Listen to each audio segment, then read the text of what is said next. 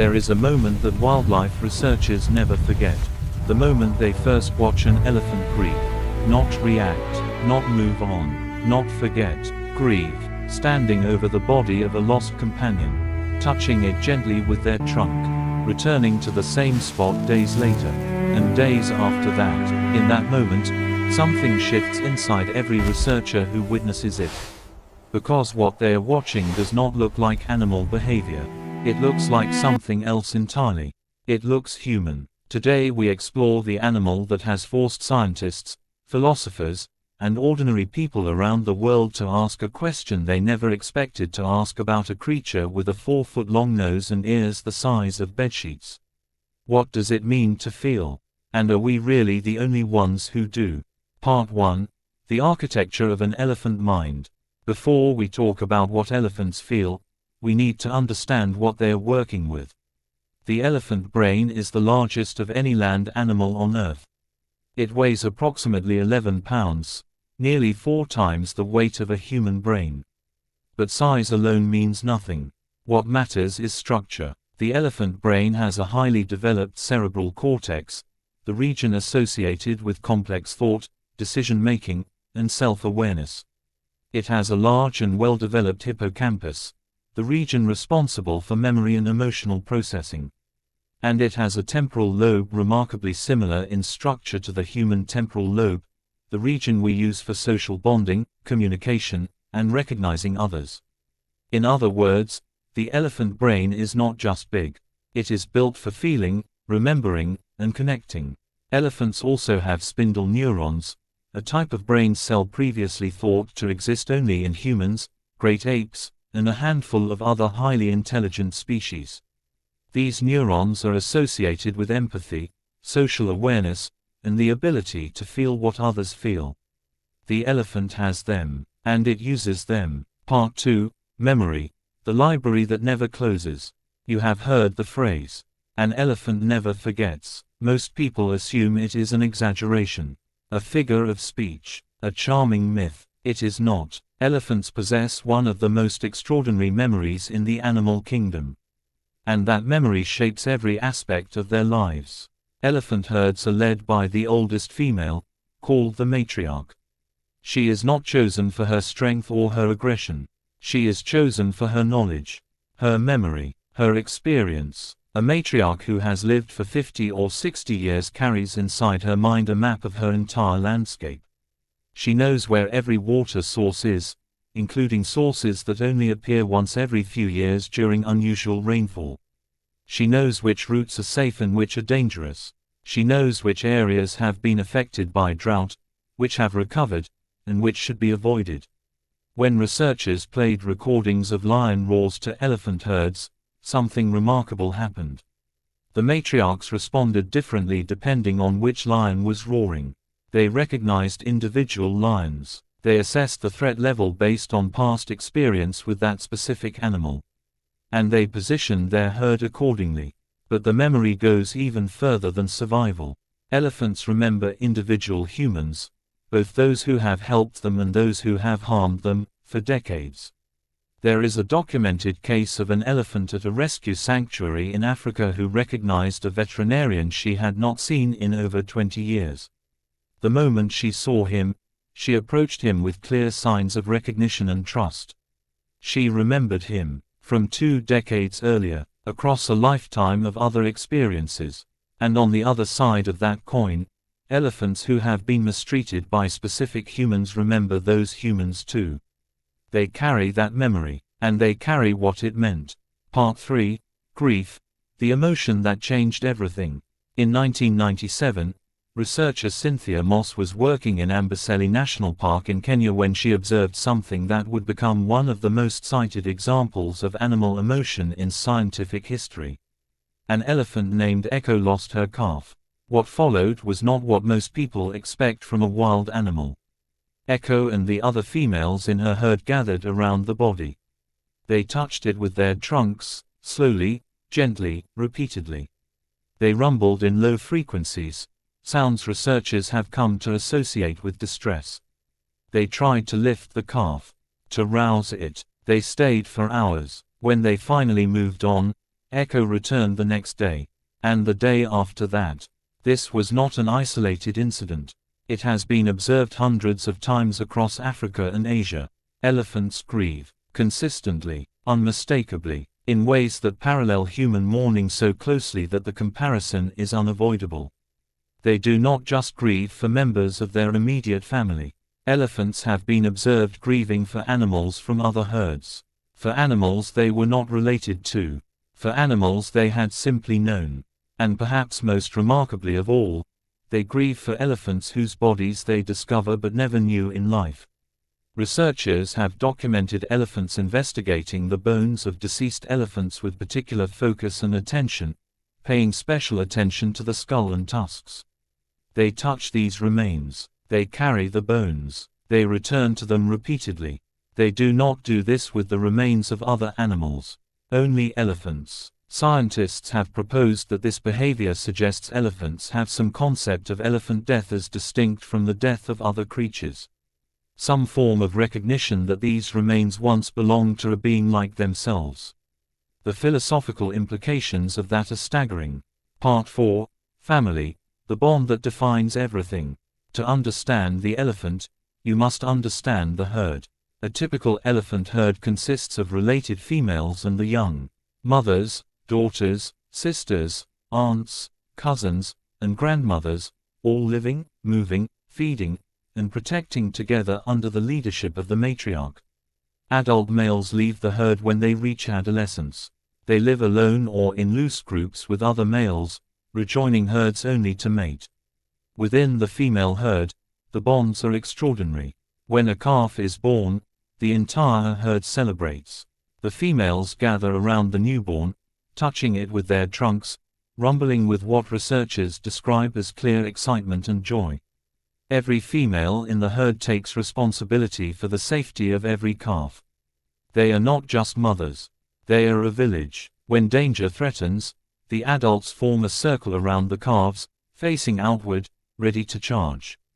The most experienced females stand at the front. The youngest calves are pushed to the very center. No individual acts alone. The protection is collective and absolute. Calves nurse from their mothers for up to 4 years. But they are raised by the entire herd. They learn from every adult around them, how to find water, how to use their trunk, what plants to eat, how to read the behavior of other animals. The herd is a school, and the matriarch is the principal. The bonds between elephants do not weaken with distance or time. When separated members of a herd are reunited, even after years apart, the greeting is extraordinary. They run toward each other. They touch faces and bodies with their trunks. They spin in circles. They rumble and trumpet. Researchers who have witnessed these reunions consistently describe them using one word: joy. Part 5. Empathy. Feeling what others feel. Empathy, the ability to understand and share the feelings of another, was long considered uniquely human. Then we started watching elephants. When a member of the herd is injured or distressed, other elephants respond immediately. They approach the distressed individual. They touch them with their trunks. They stand close. They rumble softly. They do not leave. This is not learned behavior. It is instinctive. It happens every time, without exception. In documented cases, elephants have helped injured companions who were unable to walk, supporting them physically, walking at their pace, waiting for them to rest. They have been observed attempting to revive unconscious or dying companions, trying to lift them, touching their faces, calling to them. There is a case from Tanzania in which a young elephant fell into a waterhole and was unable to climb out. 2 adult females immediately entered the water and worked together for over an hour, pushing and pulling the calf from different angles, until they got it out. They were not related to the calf. They had simply seen it in distress, and they could not walk away. Elephants also comfort others in distress. When a young elephant is frightened or upset, perhaps after an encounter with a predator, other elephants come and touch it. They put their trunks in its mouth, a gesture of reassurance that is specific to elephants and immediately calms them. They stand close. They wait until the distress subsides. Human beings comfort each other in crisis. We hold hands. We embrace. We stay close. Elephants do the same thing. With different bodies. Through different gestures. But with what appears to be the same intention. Part 6. Communication. A language we are only beginning to understand. Elephants communicate in ways that extend far beyond what human ears can detect. They produce infrasound, low-frequency rumbles that travel through both air and ground, at frequencies below the range of human hearing. These sounds can travel for miles. They carry complex information, identity, location, emotional state, warnings, invitations. Elephants listen to these sounds through their feet as much as through their ears. The vibrations travel through the ground and are detected by sensitive nerve endings in the soles of their feet and the tips of their trunks. An elephant can feel a call from another elephant miles away, through the ground, before it can even hear it. Researchers have identified dozens of distinct elephant vocalizations, each associated with specific contexts and meanings. There are calls for greeting, for alarm, for distress, for play, for mating, for coordinating movement, and for mourning. The mourning call is distinctive. Researchers who have heard it describe it as unlike anything else in the natural world. Low, resonant, and unmistakably sorrowful. Elephants also communicate through touch, posture, ear position, and the movement of their trunks. A full elephant communication exchange involves sound, vibration, touch, and visual signals simultaneously, a multi-channel conversation of extraordinary complexity. We have been studying elephant communication for decades. We are still only beginning to understand it. Part 7. Self-awareness, the mirror test. In 2006, 3 Asian elephants at the Bronx Zoo in New York were given access to a large mirror. What happened next placed elephants in a very exclusive group. One of the elephants, a female named Happy, approached the mirror and began touching a mark that researchers had painted on her forehead. The mark was only visible in the mirror. She could not see it directly, but she recognized her own reflection. She understood that the image in the mirror was herself, and she investigated the mark on her own body. This is called the mirror self-recognition test. It is considered one of the key indicators of self-awareness, the ability to recognize oneself as a distinct individual with an existence separate from others. Before 2006, only humans, great apes, and dolphins had passed this test. Elephants joined that list. Self-awareness, empathy, grief, memory, communication, family bonds. The more we study elephants, the longer the list becomes, and the more uncomfortable the implications become. Part 8. The crisis, what we are doing to them. There are approximately 415,000 African elephants left in the world. A century ago, there were over 3 million. Asian elephant numbers are even more dire. Fewer than 50,000 remain across all of Asia. They are being killed for their ivory. They are losing their habitat to human expansion. They are being pushed into shrinking corridors of land surrounded by farms and villages, bringing them into conflict with the humans encroaching on their ancient migration routes. And here is what makes this not just a conservation crisis but a moral one. We now know, with scientific certainty, that elephants grieve the dead. That they form deep family bonds that last a lifetime. That they feel joy at reunions and sorrow at loss. That they comfort each other in distress. That they are self-aware. We know all of this. And the killing continues. The trauma does not end with death either. Elephants who survive poaching attacks, who watch family members killed around them, show clear signs of post-traumatic stress. They are more aggressive, more fearful, more reactive. The grief and the trauma are real. The damage is lasting. Conservation efforts exist. Anti-poaching units, protected reserves, international ivory bans, community programs that give local people economic reasons to protect rather than harm elephants. And they are making a difference, in some places. But the scale of the challenge is enormous. And time is running out. Part 9. What elephants teach us about ourselves. We began this video with a question. What does it mean to feel? The elephant has spent 25 minutes answering it.